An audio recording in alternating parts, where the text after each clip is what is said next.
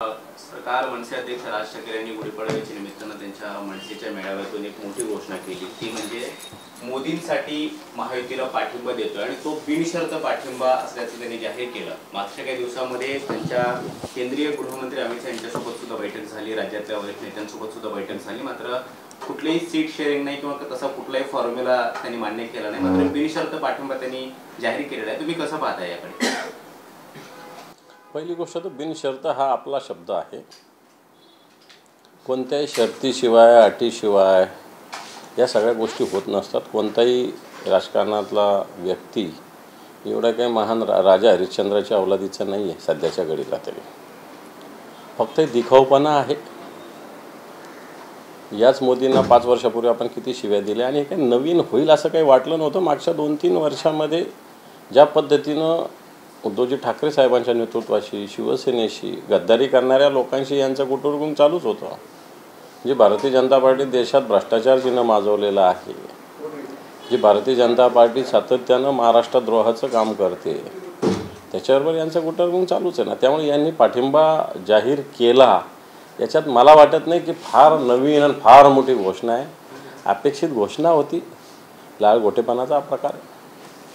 मात्र दुसरं एक महत्त्वाचं त्यांनी भाषणामध्ये एक महत्त्वाचं वाक्य व्यक्त केलं, ते म्हणजे व्यभिचाराला कुठलाही पद्धतीचा थारा देऊ नका। अगदी त्यांनी हात जोडून मनसैनिकांना आवाहन केलं आणि त्यानंतर अगदी भाषणाच्या शेवटी ही घोषणा केली।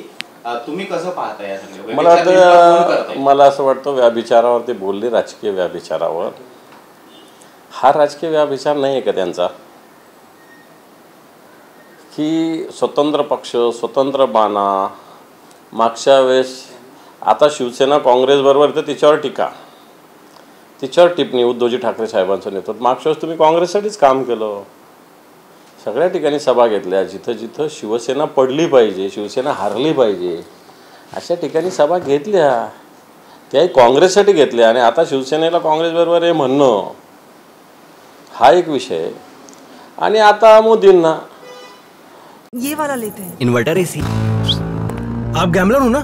गैम्बलर? जुआ खेलते हो ना? तुम जुआ खेलते हो? अरे नहीं, ये तो कुछ भी बोले जा रहे हैं। इतनी महंगी और नाजुक एसी खरीद कर स्टेबलाइजर नहीं लोगे तो ये जुआ नहीं हुआ तो क्या हुआ? सिर्फ एक फ्लक्चुएशन आपके इन्वर्टर एसी के पार्ट्स को डैमेज कर सकता है। उसे वी गार्ड से सुरक्षित रखिए। V guard, India's number 1 stabilizer. तुमच्या भूमिका सातत्यानं बदलत असतात, हा राजकीय व्यभिचार नाही का? आधी स्वतःचं बघावं असं मला वाटतं आणि मग दुसऱ्यांना शिकवावं। ठीक आहे, ही त्यांची भूमिका 100% मान्य की राजकीय व्यभिचार आत्ताच्या घडीला जो वाढलेला आहे तो थांबला पाहिजे, पण तो स्वतःपासून सुरुवात केली असती तर बरं झालं असतं। मात्र जवळपास 18 वर्ष झालं मनसेच्या स्थापनेला राज ठाकरे यांना अद्याप स्वतः मनसेची कुठलीही टॅगलाईन घेऊन पक्ष वाढवण्यात अपयश आलेले आहे। कुणाला तर पाठिंबा किंवा कुणाला तरी विरोध करणं हाच राज ठाकरेंचा एकूणच अजेंडा राहिलेला आहे, कसं बघता? मला असं वाटतं हा विरोध किंवा पाठिंबा नाही, सेटलमेंटचा प्रकार आहे। हा काही विरोधाचा किंवा पाठिंब्याचा मुद्दा नाही, तात्पुरते सगळे विषय असतात, त्याच्यावर काही ना काही अटी शर्ती बोलणं आणि मग त्याच्यात भूमिका मांडणं असा हा प्रकार आहे। याच्यात फार स्वतंत्र काही करायचं असतं तर बऱ्याच लोकांनी करू शकले असतात, पण ज्यांचे 12 आमदाराचे 1 आमदार झाला, 26 नगरसेवकाचे मात्र बोटावर मोजणे इतके नगरसेवक उघडलेच महानगरपालिकेमध्ये। बाकीच्या महानगरपालिकेत कुठं खातं उघडलं का नाही उघडलं मला त्याची माहिती नाही, परंतु हा सगळा प्रकार एकंदर नुसत्या सभेत भाषणं करणं, लोक जमा करणं, मिमिक्री करणं, टाळ्या मिळवणं एवढ्यापुरताच मर्यादित आहे। याच्यावरती राजकीय यश तर काहीच नाही ना। राज ठाकरे आपल्या भाषणात बेरोजगारीचा मुद्दा उपस्थित करतात। देशात जर तरुणांना नोकऱ्या मिळाल्या नाही तर अराजकता माजेल अशा पद्धतीचं वक्तव्य सुद्धा करतात। मागच्या 10 वर्षात केंद्रात मोदी सरकार अस्तित्वात आहे, नेमकं त्यांना काय सांगायचं आहे? म्हणजे ते जे मुद्दे मांडतायत त्याला केंद्र सरकार जबाबदार आहे असं त्यांना वाटत नाहीये का? आणि मोदींकडून फार कोण अपेक्षा व्यक्त करतायत? भाषणाला शेवटी पाठिंबा देत असताना सुद्धा त्यांनी मोदींना म्हणून हा पाठिंबा देतोय, राज्यातल्या कुठल्याही नेत्याचं नाव त्यांनी घेतलं नाही किंवा महायुतीचा असं फक्त उल्लेख केला नाही, फक्त मोदींसाठी महायुतीला पाठिंबा असं त्यांनी म्हटलेलं आहे। हे पहा, ताटात काय वाटीत काय? आपल्या ग्रामीण भागात एक म्हणे, ताटात काय वाटीत काय एकच आहे। मोदींना देणं काय आणि यांना देणं काय?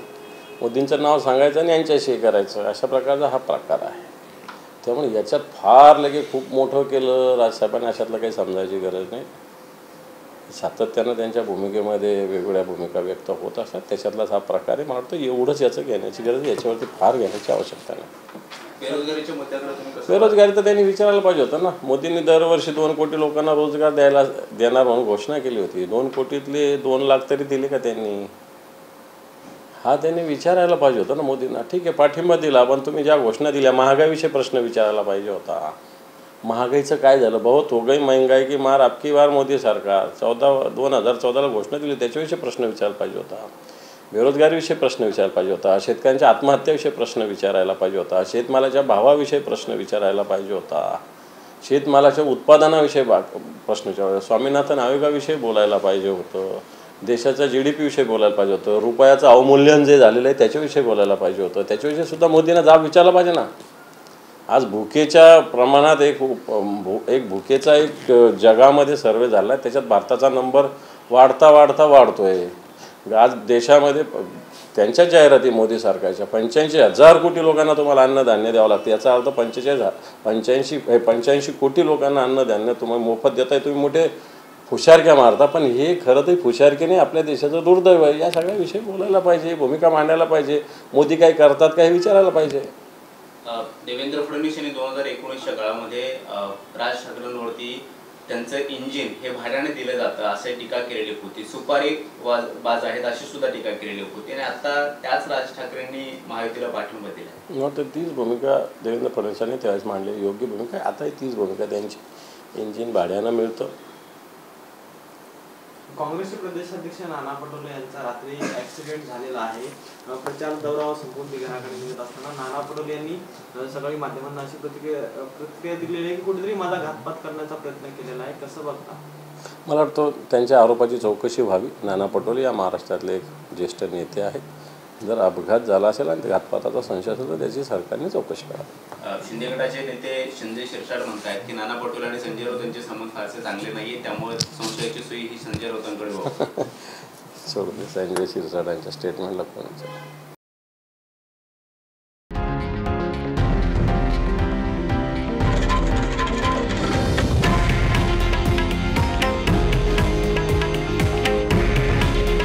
हे आहे देशातील नंबर 1 न्यूज नेटवर्क आणि आपण पाहत आहात TV9 मराठी.